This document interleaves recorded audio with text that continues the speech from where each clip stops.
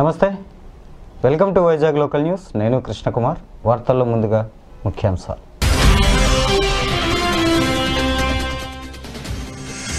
బంగాళాఖాతంలో కొనసాగుతున్న అల్పపీడనం రాష్ట్రంలోని కొన్ని ప్రాంతాల్లో తేలికపాటి నుంచి మరికొన్ని చోట్ల భారీ వర్షాలు కురుస్తాయని తెలిపిన వాతావరణ శాఖ.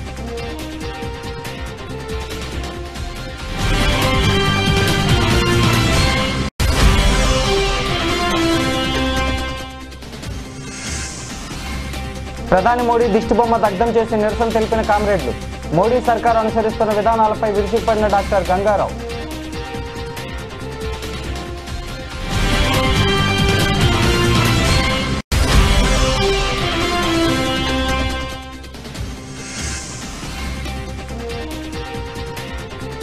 భక్తులతో కిటకిటలాడిన సింహగిరి. స్వామివారి సన్నిధిలో జరిగిన ఆయుధ పూజ, అక్షరాభ్యాసాలు, అన్నప్రాసన కార్యక్రమాలు.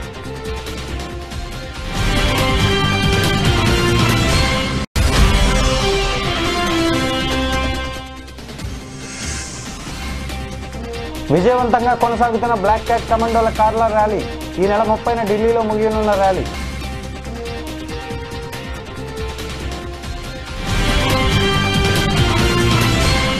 వార్తల్లో ముందుగా, national security guards black cat commando ఆధ్వర్యంలో భారీ కారు ర్యాలీ సాగర్ తీరంలో ప్రారంభమైంది. బీచ్ రోడ్లో జరిగిన కార్యక్రమంలో Visakhapatnam port trust chairman Rammohan Rao జెండా ఊపి ప్రారంభించారు. ఆజాదీ కా అమృత్ మహోత్సవంలో భాగంగా బ్లాక్ క్యాట్ కమాండో విభాగం దేశవ్యాప్తంగా కార్ ర్యాలీ చేపట్టింది. అక్టోబర్ 2న ప్రారంభమైన ఈ ర్యాలీ ఈ నెల 30న ఢిల్లీలో ముగియనుంది. దేశ ప్రజల్లో దేశభక్తి, జాతీయ సమైక్యత, సమగ్రతా భావాలను పెంపొందించడమే లక్ష్యంగా ర్యాలీ కొనసాగుతోంది. దేశవ్యాప్తంగా సుమారు 7,500 కిలోమీటర్ల మేర 18 పట్టణాలను కలుపుతూ ర్యాలీ కొనసాగుతుంది.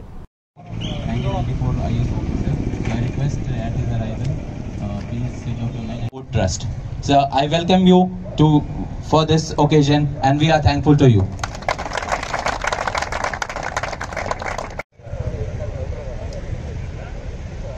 Now I request our chief guest to please come on stage to flag off this rally. Gentlemen, you have this energy black cart rally in front of you. Please welcome with them with a good round of applause. During this rally, we will also visit the significant places associated with freedom struggle. Till now, we have covered Old Chungi Maidan, Agra, Kakori Smarak, Lucknow, Bharat Mata Mandir, Varanasi, Shahid Mangal Pandey Smarak, Barakpur, Netaji Bhavan, Kolkata, Swaraj Ashram, Cuttack, and Town Hall, Visakhapatnam. From here, we will move to Gandhi Hall, Vijayawada, Tilak Ghat, Chennai, Freedom Park, Bengaluru, Agast Kranti Maidan, Mumbai, and Sabarmati Ashram, Ahmedabad, and pay our homage and tribute to freedom fighters.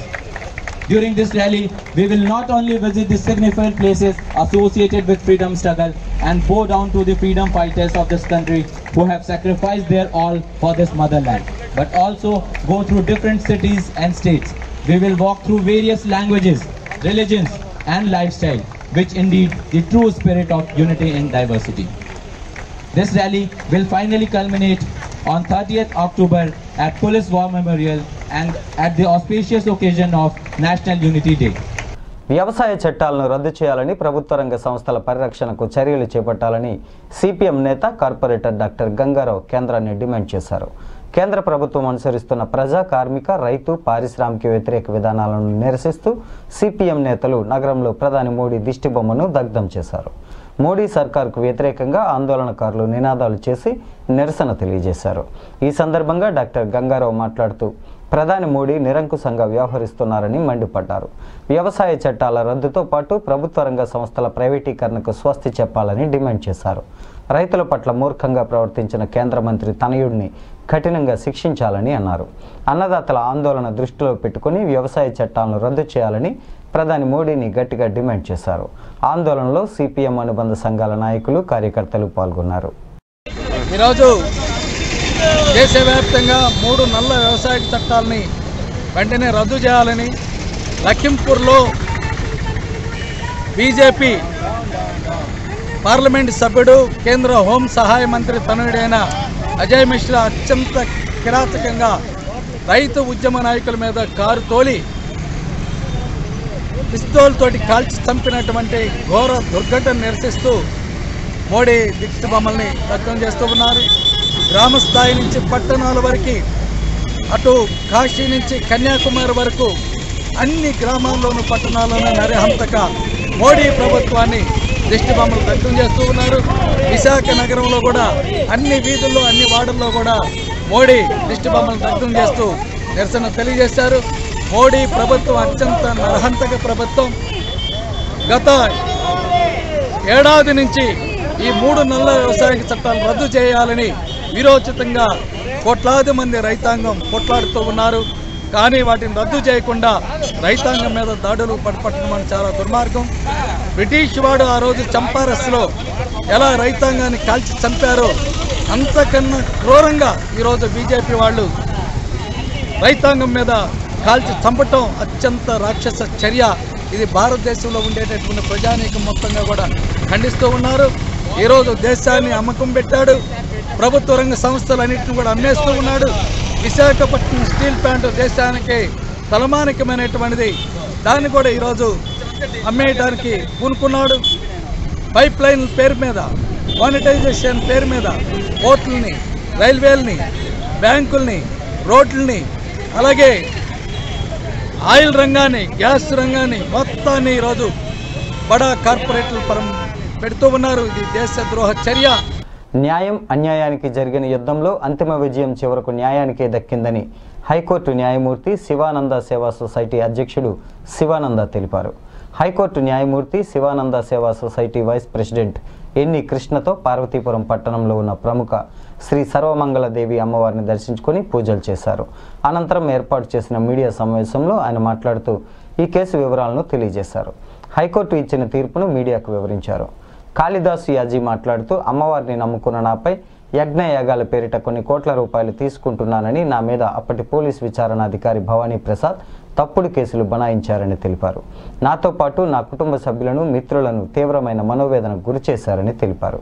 అయితే ధర్మం ముందు అధర్మం ఎంతకాలం నిలబడదని, అందుకు తార్కాణంగా నాపై మోపబడిన ఆరోపణలు, అభియోగాలు కేవలం నిరాధారమైనవని కోర్టు కొట్టివేస్తూ న్యాయాన్ని రక్షించిందని తెలిపారు.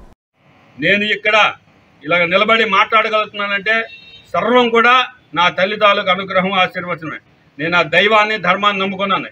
ఇలాంటి పనికిమాలిన వ్యవహారాలు, నా మీద పేసిన పనికిమాలిన నిందలకు కూడా ఏనాడు కూడా మానసికంగా నేను బాధపడ్డాను. నేను బాధపడ్డాను, నా కుటుంబం బాధపడింది. నన్ను గౌరవించేటటువంటి ఆత్మీయులు, ఆప్తులు, మిత్రులు అందరూ కూడా బాధపడ్డారు. ఇంతమంది బాధ తాలూకా ఆ వేదన అనేది నేను అనకూడదు. ఈ స్థానంలో నేను ఆ విషయం గురించి తప్పుడుగా ఒకరికి చెడు జరగాలని నేను ఎప్పుడూ కోరుకోను. యతో ధర్మస్థతో జయ, ధర్మోస్తు జయ, అధర్మోస్తు నాశయ మనకు ఉపనిషత్తులు చెప్తున్నాయి. దాన్నే నేను నమ్మాను. కాబట్టి ఆ అమ్మ అనుగ్రహంతోనే ఈరోజు ఈ భయంకరమైనటువంటి ఆ విషవలయాల నుండి అమ్మ నన్ను బయటపడించి నన్ను కాపాడిందని నేను మనస్ఫూర్తిగా మీ అందరి ముందు కూడా నేను విన్నవించుకుంటున్నాను. శుభం భూయాత్. సింహాచలం దేవస్థానం భక్తులతో కిటకిటలాడింది. విజయదశమి పర్వదినాన్ని పురస్కరించుకొని స్వామివారి దర్శనానికి భక్తులు ఆలయానికి పోటెత్తారు. విజయదశమి సందర్భంగా స్వామివారి సన్నిధిలో అక్షరాభ్యాసాలు, అన్నప్రాసన కార్యక్రమం నిర్వహించారు. ఆయుధ పూజ ఘనంగా నిర్వహించారు. ఆలయ భద్రతా సిబ్బంది వినియోగించే ఆయుధాలను స్వామివారి అంతరాలయంలో పెట్టి పూజలు నిర్వహించారు. శ్రీ వరాహలక్ష్మీ నరసింహస్వామివారి దేవాలయంలో శాస్త్రోక్తంగా ఆర్జిత సేవలు వైభవంగా జరిగాయి. శ్రీదేవి భూదేవి సమేత గోవిందరామస్వామిని సర్వాంగ సుందరంగా అలంకరించి వేదికపై అధిష్ఠింపజేశారు. వేద మంత్రాలు, నాదస్వరం, మంగళ వాయిద్యాల నడుమ స్వామివారి నిత్య కళ్యాణాన్ని పురోహితులు కమనీయంగా జరిపించారు. ఈ కార్యక్రమంలో వేద పండితులు, అర్చకులు, భక్తులు, దేవస్థానం అధికారులు పాల్గొన్నారు.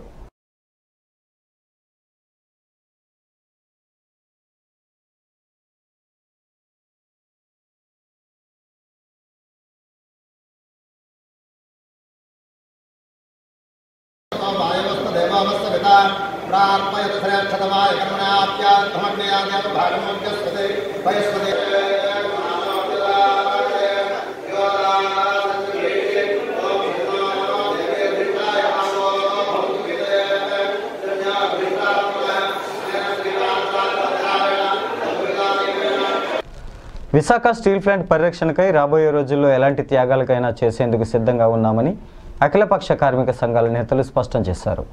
ఆందోళన కార్యక్రమాలను తీవ్రతరం చేసి కేంద్ర ప్రభుత్వం మెడలు వంచి ఉక్కు కర్మాగారం ప్రైవేటు పరం కాకుండా పోరాడతామని పేర్కొన్నారు. స్టీల్ ప్లాంట్ సాధనకై ఆమరణ నిరాహార దీక్షను చేపట్టి ప్రాణాలను అర్పించిన స్వర్గీయ అమృతరావు దీక్ష చేసి 55 సంవత్సరాలు పూర్తయింది.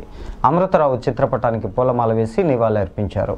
ఈ సందర్భంగా అఖిలపక్ష కార్మిక సంఘ నేతలు మాట్లాడుతూ ప్రభుత్వ రంగ సంస్థల పట్ల మోడీ సర్కారు అనుసరిస్తున్న విధానాలను దుయ్యబట్టారు.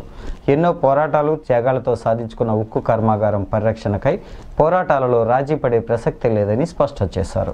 మోడీ అధికారంలోకి వచ్చిన తర్వాత ప్రైవేటు సంస్థలకు పెద్దపీట వేస్తూ ప్రభుత్వ రంగ సంస్థలను నిర్వీర్యం చేస్తున్నారని మండిపడ్డారు. ఈ కార్యక్రమంలో కార్మిక నేతలు అయోధ్యరాం, నీరుకొండ రామచంద్రరావు, గంధం వెంకట్రావు, బంటు రాము, ఆదినారాయణ, మంత్రి నారాయణ తదితరులు పాల్గొన్నారు.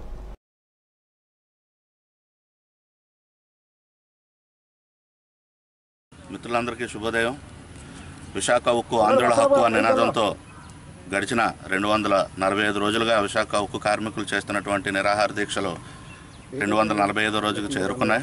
అలాగే ఈరోజు అక్టోబర్ 15, 1966లో స్వర్గీయ టి అమృతరావు గారు విశాఖ ఉక్కు ఆంధ్రుల హక్కు అనే నినాదంతో విశాఖపట్నం స్టీల్ ప్లాంట్ని ఎట్టి పరిస్థితుల్లోని విశాఖపట్నంలో నిర్మించాలని చెప్పేసి ఇదే రోజు 55 సంవత్సరాల కిందట ఆయన ఆమరణ నిరాహార దీక్షకు కూర్చోవడం జరిగింది.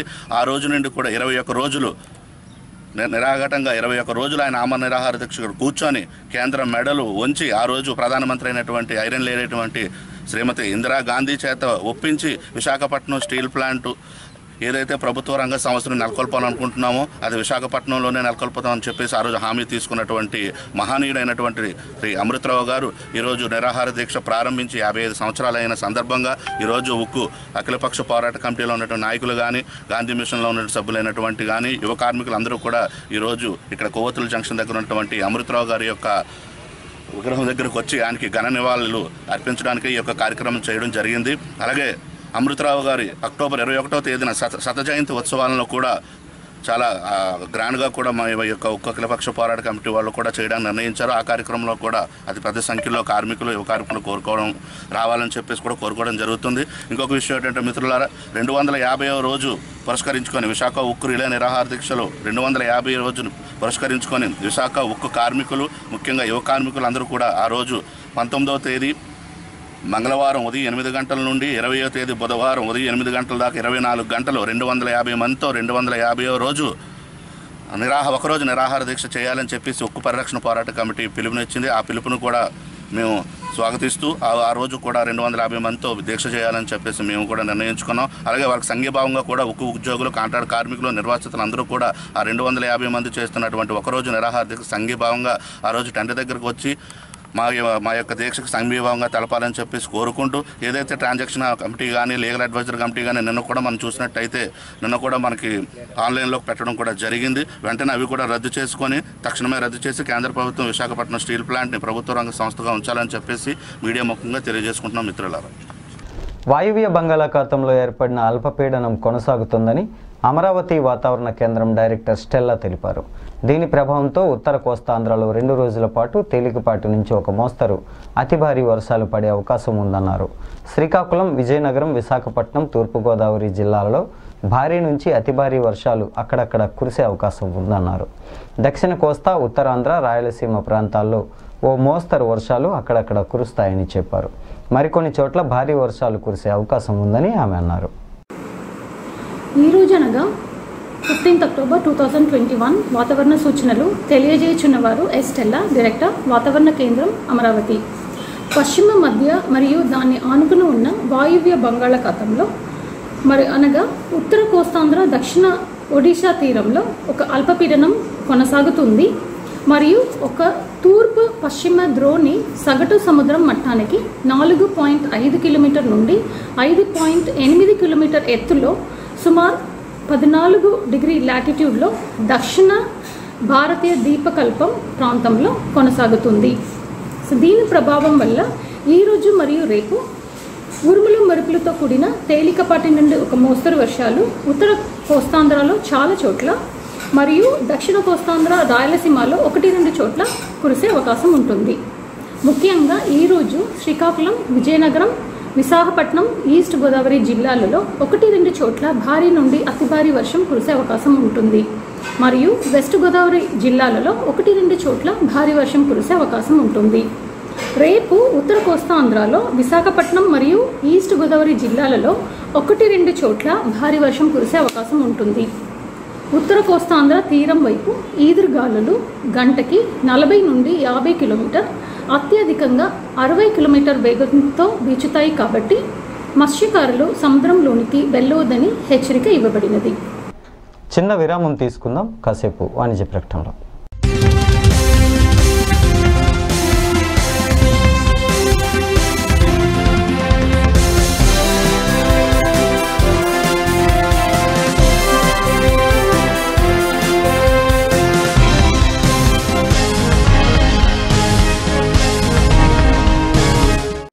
వార్తల్లోకి పునఃస్వాగతం.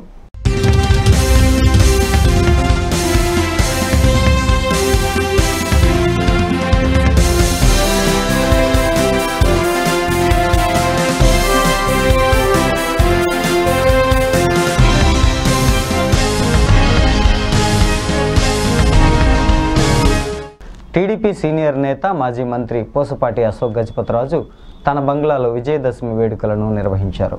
వేడుకల్లో భాగంగా ఆయుధ వాహన పూజలు చేసి అమ్మవారికి ప్రత్యేక హోమాలు నిర్వహించారు. అనంతరం బంగ్లాలో ఆయన సైకిల్ తొక్కి ఆనందంగా పండుగను జరుపుకున్నారు.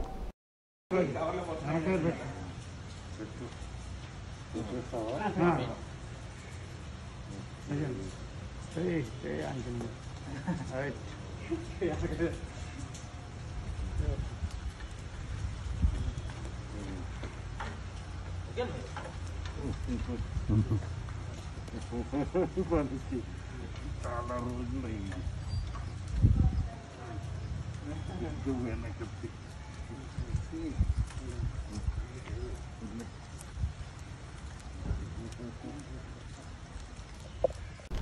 మహిళల సంక్షేమం, ఆర్థిక స్వావలంబన, సాధికారతే లక్ష్యంగా సీఎం జగన్ కృషి చేస్తున్నారని ఎమ్మెల్యే వాసుపల్లి గణేష్ కుమార్ తెలిపారు. 31వ వార్డులో వైఎస్ఆర్ ఆసరా 2వ విడత పథకం కింద 218 పొదుపు సంఘాలకు ఆర్థిక సహాయాన్ని అందజేశారు. పొదుపు సంఘాల సభ్యులకు ఖాతాల్లోకి నేరుగా నిధులు జమ చేశారు. ఈ సందర్భంగా ఎమ్మెల్యే వాసుపల్లి మాట్లాడుతూ డ్వాక్రా సంఘాలను బలోపేతం చేయటమే లక్ష్యంగా సీఎం జగన్ కార్యక్రమం నిర్వహిస్తున్నారని చెప్పారు. అర్హులైన ప్రతి ఒక్కరికి ప్రభుత్వ పథకాలు రాజకీయాలకు అతీతంగా అందజేస్తున్నామని తెలియజేశారు. ప్రజలకిచ్చిన హామీలను నెరవేర్చి సీఎం జగన్ ప్రజాపక్షపాతిగా నిరూపించుకున్నారని కొనియాడారు. ఈ కార్యక్రమంలో వైసీపీ నేతలు కర్రి ధనలక్ష్మి, కనకవల్లి, వాసుపల్లి కామరాజు, జి శ్రీనివాసరావు, దొడ్డి బాపు, ఆనంద్, పత్తిన నాగరాజు, జీవీఎంసీ అధికారులు, పొదుపు సంఘాల మహిళలు పాల్గొన్నారు. అటువంటి ఆస్తి అది ఆస్తి కాదా? అది డెవలప్మెంట్ కాదా? రాష్ట్రానికి ఇంకేం డెవలప్మెంట్ కావాలి? ఈరోజు సుమారు మనకేమో ఉండే ఇల్లులేమో 1 కోటి ఇల్లులు ఉంటే 1,10,00,000 ఇల్లులు ఉంటే 1,10,00,000 మందిలోని ఎకనామికలీ వీకర్ సెక్షన్స్ బాగా ఎస్సీ ఎస్టీలు బీసీలు బాగా అనగారిన వర్గాలు చూసుకుంటే ఒక సుమారు 60 లక్షల వరకు ఉంటే దాంట్లో 31 లక్షల మందికి ఏమో ఈ రకంగా ఇల్లు ఇస్తా ఉన్నారన్నమాట. సో ఈ రకంగా చేస్తే అందుకని అన్నారు బాబాసాహెబ్ అంబేద్కర్ ఏమన్నారంటే poor runs economy, not the rich people. పేదవాడు ఎకానమీని రన్ చేస్తాడు. పేదవాడికి అందుకనే every 5 years spend with utmost care because it belongs to the poor people. ప్రతి పైసా కూడా స్టేట్ ఎక్స్టెండర్ లో బడ్జెట్ లో ఉండేది పేదవాడిది. చాలా జాగ్రత్తగా ఖర్చు పెట్టిన నాయకుడా అది పేదవాడి దగ్గర చేరింది ఈ నాయకుడా అని చెప్పిన మాటలు ఎవరైనా చెప్పారంటే బాబాసాహెబ్ అంబేద్కర్. మరి ఆ మాటలేమో ఈ రోజు నిరూపిస్తుంటే జగన్మోహన్ రెడ్డి గారిని ఏదైతే చూపించే ధైర్యం సాహసం మీకెందుకు ఎవరిచ్చారని చెప్పేసి రాజ్యాంగంలో మీకు ఎవరిచ్చారని చెప్పి నేనేమో తెలుగుదేశం నాయకులు అడుగుతున్నాను అనమాట. జగన్మోహన్ రెడ్డి గారు మనసుండే నాయకుడు. ఈ రోజు మనందరికీ కూడా ఇటువంటి పరిపాలనలోనేమో మీ అందరికి కూడా అందుకే మీ దగ్గర చేరతీస్తా ఉన్నారన్నమాట. మీరు బలోపేతం అవ్వండి. మీకంటూ ఈ రోజు వచ్చిన డబ్బులతోటి ఏదో చేయండి. ఇప్పుడు కాకపోతే తర్వాత మరి చేయలేరు. ఏదో చిన్న చిరు వ్యాపారం ఏదో ఒకటి చేయండి. పిల్లల్ని ఖాళీగా ఉంచడం, చదివైపోయిన తర్వాత ఏదో ఉద్యోగంలో పెట్టండి, లేదంటే ఏదో బిజినెస్ లో స్టార్ట్ చేయించండి. ఆడపిల్లలకి చదివైపోయిన వెంటనే వాళ్ళని కూడా ఏదో ఉద్యోగంలో పెట్టండి, లేదంటే పెళ్లి చేయండి. పెళ్లి చేసిన వెంటనే రేషన్ కార్డు ఇస్తారు జగన్మోహన్ రెడ్డి గారు. ఒక్క రోజులోనే రేషన్ కార్డు ఇస్తా ఉన్నాం. ఒక్క రోజులోనే 90 రోజుల్లో స్థలం ఇస్తాం. అనుమానాస్పద స్థితిలో మృతి చెందిన మైనర్ బాలిక పాండ్రంకి పావని కుటుంబానికి న్యాయం చేయాలని తెలుగు తమ్ముళ్లు డిమాండ్ చేశారు. పావని మృతిపై న్యాయ విచారణ జరిపించాలని కోరుతూ టీడీపీ నేతలు కార్యకర్తలు పాతగాజువాక కొవ్వొత్తుల ర్యాలీ నిర్వహించారు. బాధితురాలి కుటుంబాన్ని ఆదుకోవాలని, ఘటనకారకులైన వారిని కఠినంగా శిక్షించాలంటూ ఆందోళనకారులు నినాదాలు చేశారు. ఈ సందర్భంగా టీడీపీ నేత మాజీ ఎమ్మెల్యే పల్లా శ్రీనివాసరావు మాట్లాడుతూ పావని కుటుంబాన్ని తక్షణమే ప్రభుత్వం ఆదుకోవాలని డిమాండ్ చేశారు. అధికార పక్షం ఒత్తిడి మేరకే పోలీసులు కేసును నీరుగారుస్తున్నారని ఆరోపించారు. మృతురాలి కుటుంబానికి ప్రభుత్వం ఆర్థిక సహాయం చేయాలన్నారు. ఈరోజు తెలుగుదేశం పార్టీ తరఫున మరి అగ్నపూడిలో చిన్నారి పావని మరి హత్య కేసులో ఎందుకంటే మేము హత్యనే ఆరోపిస్తున్నాం. హత్య కేసులో న్యాయం జరగాలి, న్యాయం చేయాలని చెప్పేసి ప్రభుత్వాన్ని మేము డిమాండ్ చేస్తున్నాం. అందులో భాగంగానే ఈరోజు మేము క్యాండిల్ లైట్ ర్యాలీ పెట్టడం జరిగింది. కనుక మేము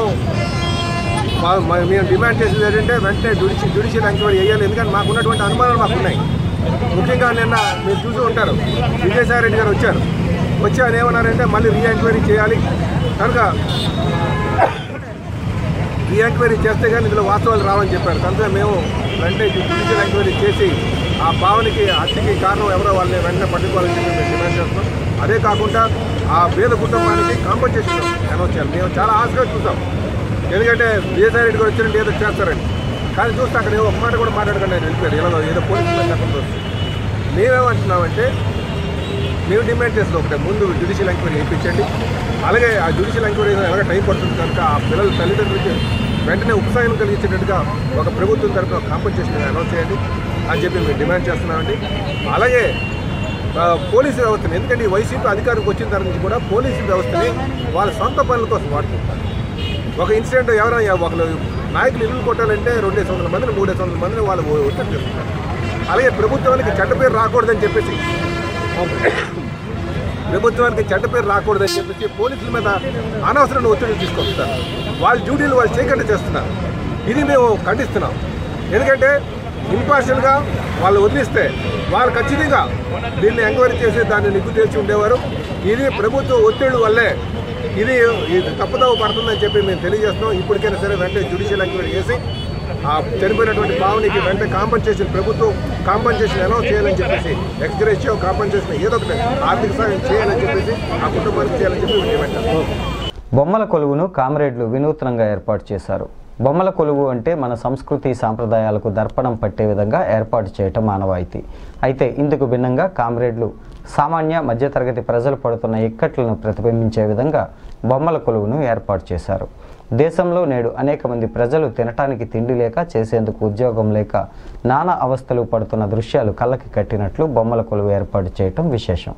నిత్యావసర ధరలు ఆకాశాన్ని అంటడంతో పాటు పెట్రోలియం ఉత్పత్తులు తారాస్థాయికి చేరడంతో కేంద్ర రాష్ట్ర ప్రభుత్వాల వైఫల్యాలను ఎత్తి చూపుతూ కామ్రేడ్లు బొమ్మల కొలువును సిపిఎం పార్టీ కార్యాలయంలో ఏర్పాటు చేశారు. ఓసారి మీరే చూడండి.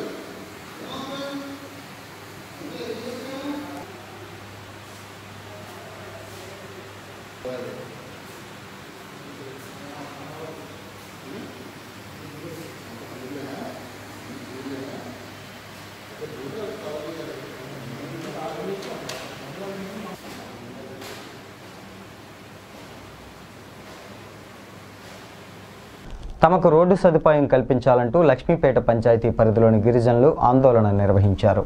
గుంతలు పడిన రహదారిపై బైఠాయించి తమ రోడ్డు సదుపాయాన్ని పునరుద్ధరించాలని నిరసన తెలిపారు.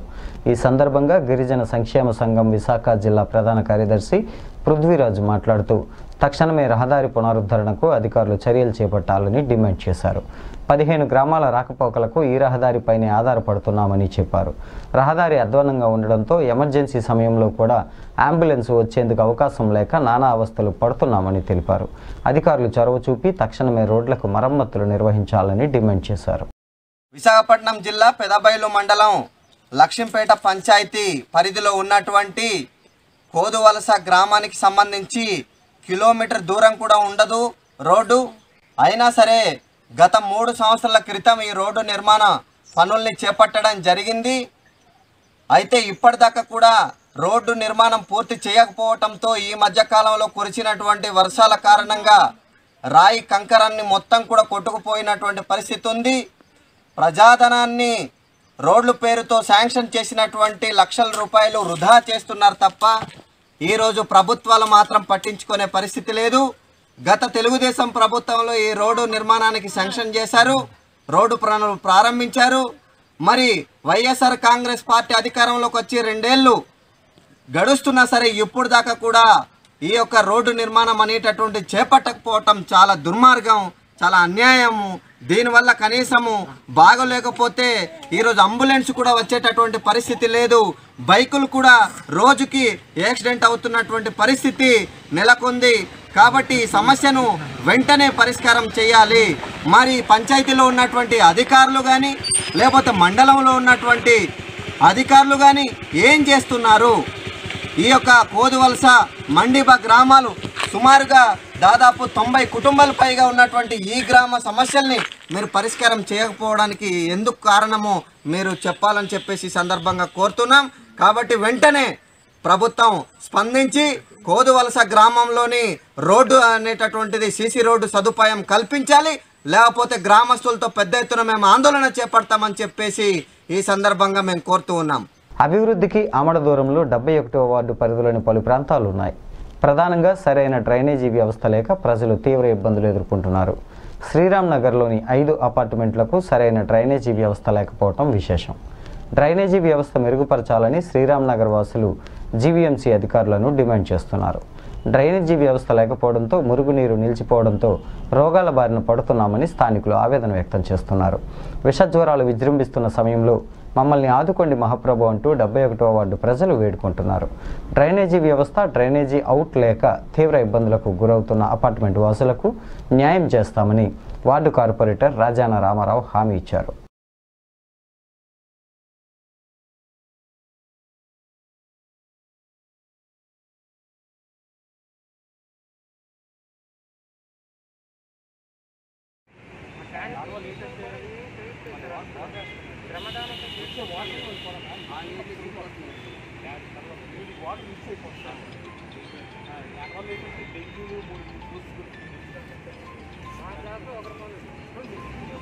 వార్తలు ముగించే ముందు ముఖ్యాంశాలు మరోసారి.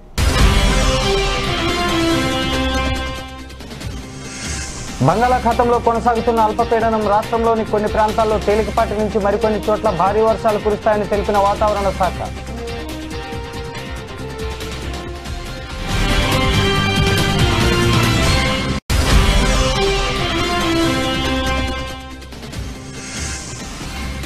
ప్రధాని మోడీ దిష్టిబొమ్మ దగ్ధం చేసి నిరసన తెలిపిన కామ్రేడ్లు. మోడీ సర్కార్ అనుసరిస్తున్న విధానాలపై విరుచుకుపడిన డాక్టర్ గంగారావు.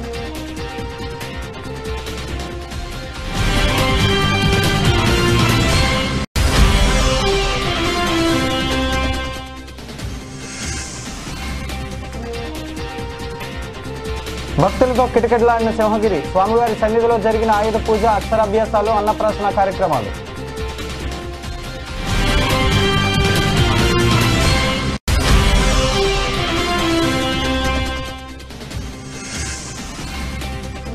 విజయవంతంగా కొనసాగుతున్న బ్లాక్ క్యాట్ కమాండోల కార్ల ర్యాలీ.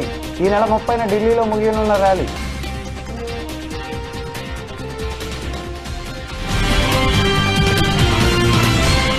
ఈ వార్తలు ఇంతటితో సమాప్తం. తిరిగి మరికొన్ని వార్తలతో తాజా సమాచారంతో కలుసుకుందాం. అంతవరకు సెలవు. నమస్కారం.